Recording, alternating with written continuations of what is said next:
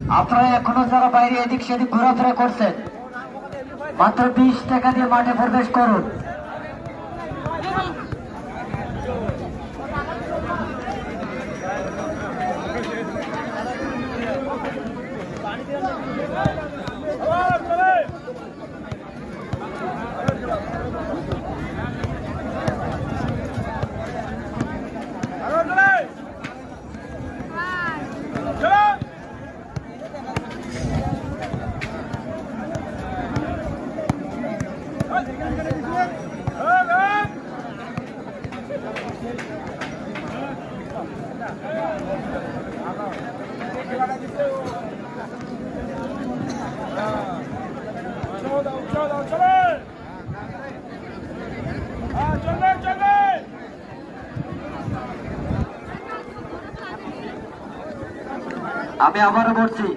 আমি আবারও বলছি মাঠের পশ্চিম দিকে, মাঠের পশ্চিম দক্ষিণ সাইডে মহিলা মা বোনেরা, আপনারা ওইদিকে থাকবেন না, প্লিজ আপনারা এদিকে আসবেন।